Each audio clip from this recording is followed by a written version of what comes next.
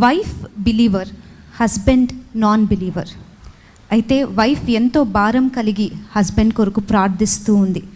ఎంతో భారం కలిగి అతని మీద చేయి పెట్టి అతని యొక్క పాపములు దేవుడు క్షమించాలని మరి ప్రార్థిస్తుంది. అయితే నా ప్రశ్న ఏంటి అంటే, ఆ హస్బెండ్ ఇంకా మారలేదు, రక్షణను పొందలేదు. దేవుడు ఆమె ప్రార్థనని అంగీకరించాడా లేదా? జవాబు చెప్పకుండా ఒక జరిగిన ఎగ్జాంపుల్ మీతో చెప్పాలని నేను కోరుతున్నాను. ఒక హస్బెండ్ అండ్ వైఫ్ బాంబేలో ఉండేటువంటి వారు. వైఫ్ బిలీవర్, అయితే భర్త చాలా ఎడ్యుకేటెడ్. ఎంత ఎడ్యుకేటెడ్ అంటే I should not say like that. అయితే దేవుడు లేడు అనేవాడు. ఎప్పుడు ఈమె ఏడుస్తూ ప్రార్థన చేసేది. ప్రతిసారి ఆమె ప్రతిరోజు తన భర్త కొరకై కన్నీరు గార్చేది. సో ఒక నెల ప్రార్థన చేసి మళ్ళీ భర్తను అడుగుతుంది. ఏమడుగుతుందంటే, ఇదిగో ప్రభు రాకడ సమీపంగా ఉంది, తప్పకుండా మీరు మారు మనసు పొందండి, యేసుప్రభుని మీరు రక్షకుడుగా అంగీకరించండి అని చెప్తే నవ్వుతాడు అంతే. యేసుప్రభు ఆయన జీవించినాడు, ఒక మంచి మనిషి, మళ్ళీ రావడం ఏంటి, ఇంపాసిబుల్ అని ఎగతాళి చేసేవాడు. బైబిల్లో ఉంది అంటే వాళ్ళు రాశారు అంటాడు. సో మళ్ళీ ఒక నెల ఏడ్చి ఏడ్చి ప్రార్థన చేసేది. ఆ విధంగా సంవత్సరాలు గడుస్తున్నాయి, కానీ ఈమె భర్త మారలేదు. సంవత్సరాలు గడిచిపోయాయి, చివరికి దశాబ్దాలు గడిచిపోయాయి, ప్రాబబ్లీ 20-30 years కావచ్చు. ఈమెలో ప్రార్థన చేస్తూ ఉంది, కన్నీరు గారుస్తుంది, తన భర్తను అడుగుతుంది. ఆయన అంటాడు, అసలు దేవుడు ఉంటే చూపించు, నాకు చూపిస్తే నేను తప్పకుండా నమ్ముతాను, లేని వ్యక్తిని, కనిపించని వ్యక్తిని ఎలా నమ్మాలి అంటాడు.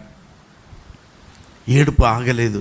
ఈమెలో అనుమానం ఏంటంటే, ఒకవేళ తన భర్త తండ్రి నాటిన మొక్క కాదా, ఒకవేళ తన భర్త తండ్రి చిత్తములో లేడా, ఎందుకు ఇన్ని దశాబ్దాలు నేను ప్రార్థన చేస్తున్నా, ఇద్దరు దాదాపు ఒకవేళ 55-60 టచ్ అవుతా ఉన్నారు వయస్సులో, ఇంకా నా కన్నీరు ఆగదు, దేవుడు ప్రార్థనకు జవాబు ఇవ్వాడు.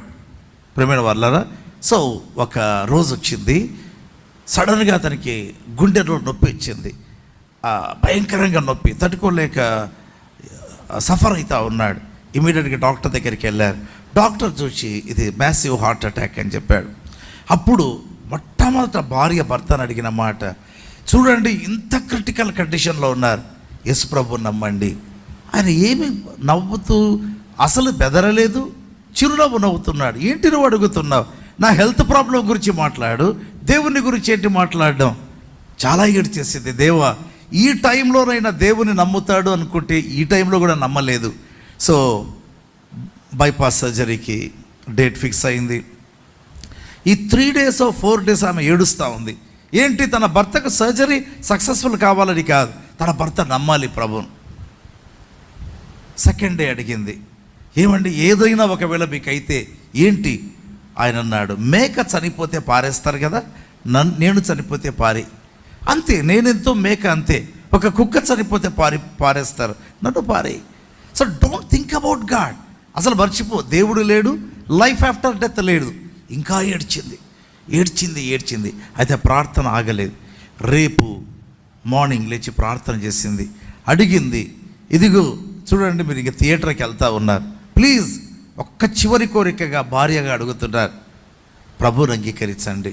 ఆయన నవ్వుతూ అన్నాడు, తిరిగి ఆపరేషన్ సక్సెస్ అయితే మళ్ళీ నవ్వుతూ వస్తాను, కలిసి ఉందాం, ఆపరేషన్ ఫెయిల్ అయిందా, బాయ్ అన్నాడు. ఇక చూడండి ఆమె గుండె పగిలిపోయింది. ఆ టైంలో కెనరా బ్యాంక్ మేనేజర్ ఆమెకు ఫ్రెండ్, నాకు ఫ్రెండ్, వాళ్ళు బాంబేలో ఉన్నారు, నేను కడపలో. ఈ మేనేజర్ నాకు ఫోన్ చేశాడు, వెంటనే ఆమెకు కలిపాడు, చాలా భారంగా ప్రార్థన చేశారు. సో థియేటర్కి తీసుకెళ్ళడానికి రెడీ అయ్యారు. స్ట్రెచర్లో పెట్టుకొని వెళ్తుంటే నవ్వుతా చెయ్యి ఊపుతున్నాడు, అంటే బాయ్ అనేసి, కదలికే లేదండి. అయితే సడన్గా ఒక్కసారి భయం వచ్చింది ఇతనికి. అకస్మాత్తుగా లోపలికి తీసుకెళ్తున్నారు, ఆ సిస్టర్స్ ముఖానికి మాస్క్ పెట్టుకున్నారు, డాక్టర్స్ చూసి వాళ్ళతో సైకిల్ చేసుకుంటుంటే భయపడిపోయాడు. ప్లీజ్ ఒక్కసారి నన్ను వెనక్కి తీసుకెళ్ళండి, ఒక్కసారి మా భార్యతో సంథింగ్ నేను మాట్లాడాలి, ప్లీజ్ తట్టుకోలేక ఒక 5 minutes మీకు ఇస్తామని చెప్పి తీసుకొని వచ్చారు. అప్పుడు అడిగాడు, నాకు ఒక్క కోరిక, భయం వేస్తూ ఉంది, ఒకసారి యేసుప్రభు పేరుతో ఎవరితో ఒకరితోనైనా ప్రార్థన చేయిస్తావా అన్నాడు. ఎస్, వెంటనే కలిపింది నాకు. సో ఫోన్లో ప్రేయర్ చేశాను, దేవా నీ ఆత్మ ఆయన మీదికి పంపించి ఆయన నేత్రాలు తెరిచి సిలువ దర్శనమే ప్రభువా. వెంటనే దేవుని ఆత్మ ఆ వ్యక్తి మీదికి దిగిరావడం, అతని నేత్రాలు తెరవబడ్డం, ప్రభు యొక్క మహిమను అర్థం చేసుకున్నాడు. ఏడుస్తూ తన పాపములో ఒప్పుకుంటూ థియేటర్లోకి వెళ్ళిపోయాడు. Last moment and the surgery was successful. తిరిగి వచ్చి ప్రభు బిడ్డగా ఉన్నాడు. మీ ప్రార్థనలు వ్యర్థము కావు. బైబిల్లో రాయబడింది కదా, మన కన్నీళ్ళు ఆయన బుడ్డిలో దాగి ఉన్నాయి, మన సంచారములు ఆయన కవిలలో లిఖించబడ్డాయి. So be of cheer. దేవుడు మీతున్నాడు, మీ ప్రార్థనలు ప్రభు వింటున్నాడు.